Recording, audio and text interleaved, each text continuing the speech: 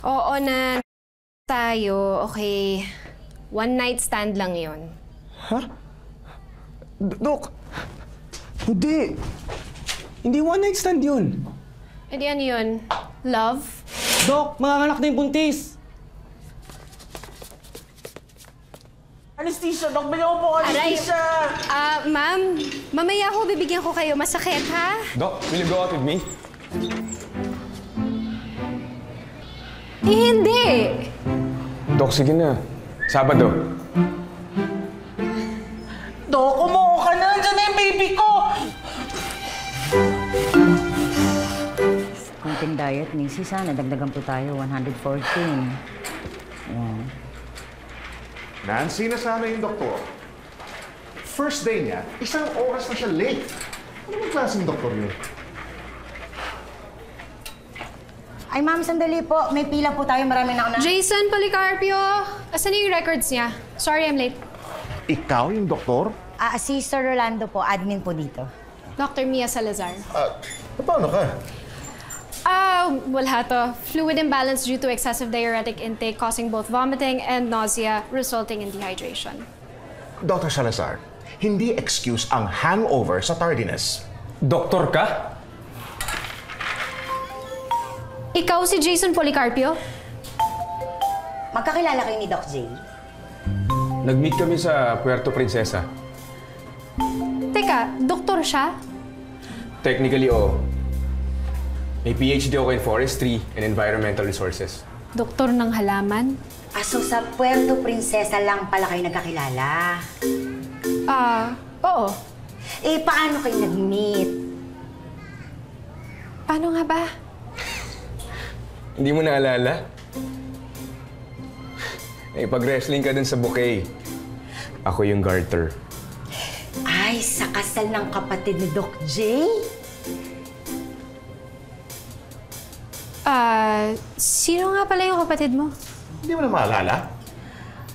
Ang maalala ko lang, nandun ako sa... Kwarto ko.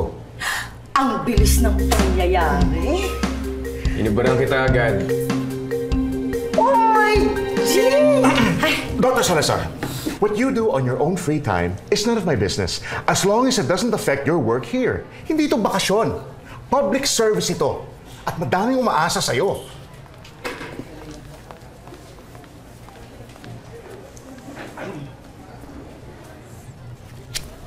Halika nga dito. Puputukin ko yung kuliti mo. Nag-speech ka. Naalala mo? Nag-speech ako. Baka nag-blackout ka. Pwede ka mag-blackout if you drink na nawalang laman yung tiyan mo. Alam ko, doktor ako.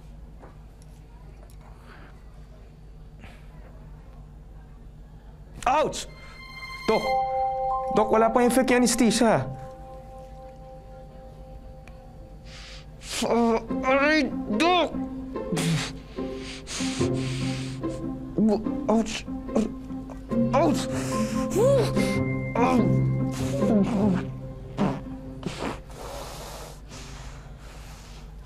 Ayoko nang maalala na may nangyari sa ating dalawa, okay?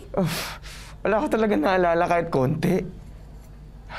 Oo na tayo, okay. One night stand lang yon. Ha? Dok!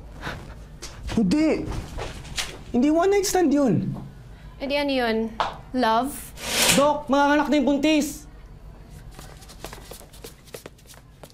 Anesthesia! Dok, bigyan mo po anesthesia! Ma'am, mamaya ho bibigyan ko kayo. Masakit, ha? Dok, will you go out with me? Hindi! Dok, sige na.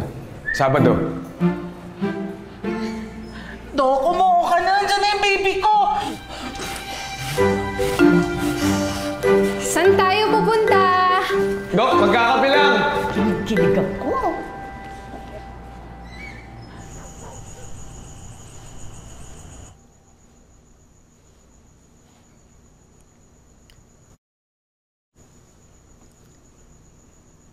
My God, andun nga ako.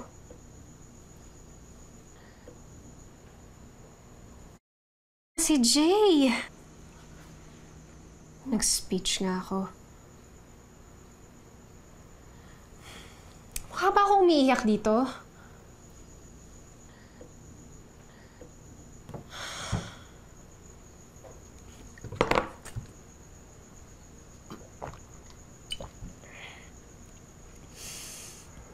Sabayin mo nga ako.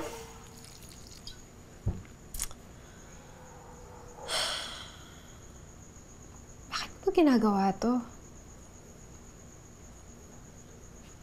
Ang bad decisions, dapat binabaon sa limot. Ngayon, makikipag-date pa ako sa isang lalaki na dapat one-night stand lang. Eh, ang nakakatawa pa dun, wala akong maalala.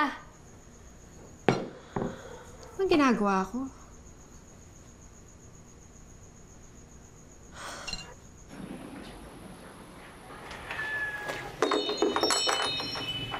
Oh, Jay! Iba yung tsura mo ah. Bakit? Mukha kang tao. Thank you. Ganyan ang mata mo. Okay naman. Tuloy mo lang yung ointment mo ah. Okay. Alam mo ba? Driving a motorbike is 27 times na mas riskier than driving a car. In fact, merong 5,970 deaths from motorcycle accidents last year. At dun sa mga namatay, 90% dun walang helmet. Kaya para sa akin, safety first.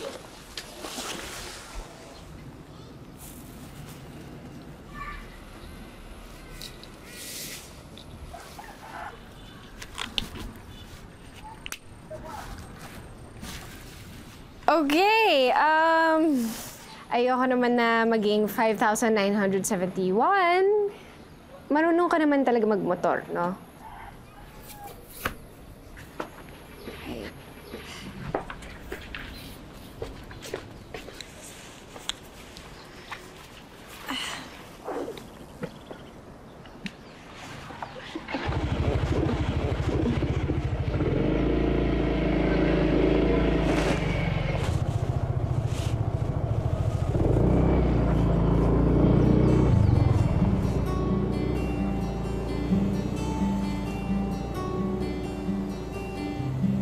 Buti na lang, na-accept mo yung friend request ko. Di ba kasi ina-unfollow ako eh. Bakit? Kasi sobrang weird na mga posts mo? Weird ba? Kung hindi ba to, bagyo. Ano yun? Obsessed ka ba sa climate change? Oo, worried ako eh. So isa ka sa mga ganyan. Takutin ba naman ang mga tao?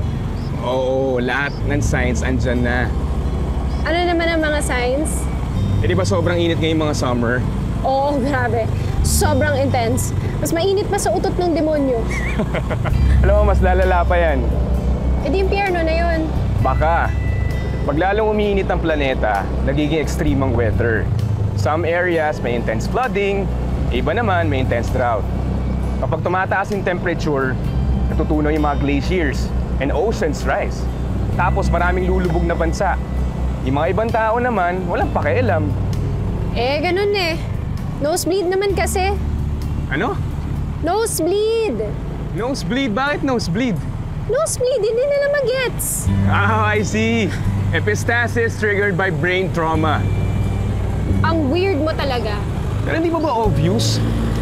Kaya ang may Paris Agreement, di ba? All the countries want to prevent climate change. So they've agreed to keep warming below 2 degrees Celsius. So 4 is lang tayo para ayusin to. Kapag lumagpas tayo ng 2 degrees, point of no return na. We'll have extreme weather events, drought in areas where we had no drought before, too much rain in areas na dati wala naman. Eh parang the case of Ompong o Yolanda. Yung ulan na isang buwan in terms of volume nahulog na isang araw. At kung hindi maging zero in carbon emissions by 2050, magiging uninhabitable na ang mundo. So ano yun? End of the world na ba? Malapit na. Kaya now is the time to move. May pag-asa pa naman eh. Maliit lang ang carbon emissions ng Pilipinas. Pero wag na tayong mag-massacre ng puno. Tama yung ginawa ng mga taga-Baguio. Nag-protest sila. If we see that infrastructure will encroach in thickly forested areas, umangal na tayo. Ubus na nga yung forest, no? scientific evidence for global warming is unequivocal. We can only hope to slow the rate of change for the next several thousand years. Rainforestation also offers a great deal of promise for confronting climate change. Rainforestation, not reforestation. If you plant a seedling today, it may take several decades to get the same carbon sequestration benefits we get from mature trees. Kaya ngayon pa lang, simulan na natin. Amoy kape dito. Coffee farm ba to? Alam mo, suitable kasi yung laterite soil sa pagtanim ng kape.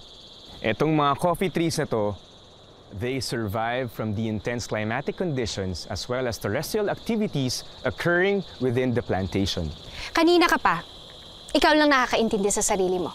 Hindi, excited lang ako kasi nabubuhay yung mga kape sa arid environment. Malaking tulong to sa experiments namin sa rehabilitation. Ano bang pwedeng tumubo dito? Maliban sa kape. Cacao, rubber, bamboo.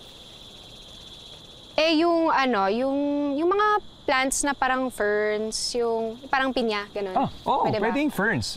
Yung balak namin sa rainforestation program namin. Rainforestation, hindi reforestation. Rainforestation. Alam mo, karamihan sa mga itatanim namin dito, local trees. Pero may mga exotic din like mangium, agoho, Holicornis, parang magka-canopy. Uy, boring ba? Kailangan ko lang mag-charge. Asan ba yung kape? Ay, ayun ah. Hello po! Hello po. Hi, magandang araw po. Magandang araw din po. Araw po. Hello po. Ay, ate, pwede pong makahingi lang ng konting kape? Opo, ito po. Thank you. Ang dami ng hinog, no? Nagpipitas na po kami. Magpapatuyo na kayo. Opo, doon po sa dryer ng seminar namin. All weather yun, ha? Okay yun, maganda. Sabi po sa seminar, mga 4 na linggo bago matuyo. Ate, depende yun sa panahon eh. Pero yun ang maganda. Parang nasa 11 to 12% yung moisture content.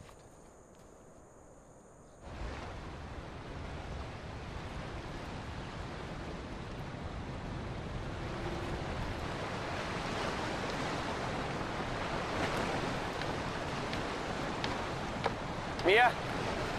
Mia, anong ginagawa mo dyan? Wala.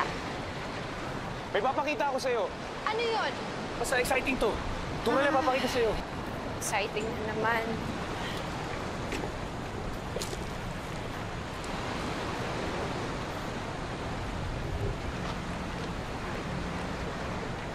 Bato. Hindi basta-bastang bato. Bituin. Diyos! Kadiri! Jay, kanina ka pa! Hindi ganun. Bituin is tektite. May asteroid na tumama sa Earth. Bzoom! Tapos nagliparan yung mga bato. Pagbalik, sing, sing, sing, sing, sing. Voila! Tektite! Bulalakaw. Ding, ang bato. Ganon. You can say that. Alam mo, ibang tao, akala nila if they swallow tektite, gagaling yung mga sakit nila. So, dumadar na nga. Eh di mahal yan. Ibenta mo ba? Sabi ng mga matatanda, tektite attract gold. Kung saan inaanod ng ginto, malamang may tektite sa diluvial deposits na yon. Kung saan nakakapulot ng tektite sa Pilipinas. So yung mga ganitong size, mga 100 pesos lang siguro. So yung ganitong tektite, malamang 700,000 years old na. Kasama siya sa mga tektite na kumalat sa buong Australian strewn field. So nagsabog ang tektite sa Australia, sa Pilipinas, Teka lang. Malaysia. Ba't hindi ka umiinom? Kanina pa yan, no? Di mo ginagalaw. Hindi talaga siya ako umiinom eh. Sige na, isa lang. Pagbigyan mo naman ako, pinagbigyan kaya kita. Sige. Isa lang ha. Tapos pagkatapos ito, may tatanong ako sa'yo ha. Oo na, sige na, basta uminom ka na.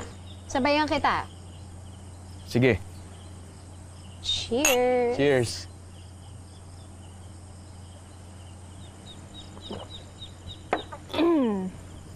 O, diba? Ang dali lang.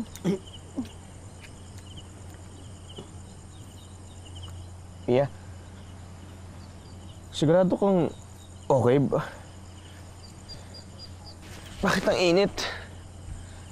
Ano?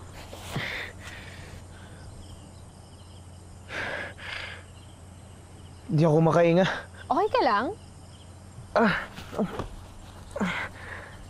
Umakit ng kati. Teka lang. Mia, I think I'm having an anaphylactic reaction to the alcohol. Ano? Jay, okay ka lang? Mababa ang tolerance mo sa alcohol. Bakit ka pumayag? Halika na nga. Tayo.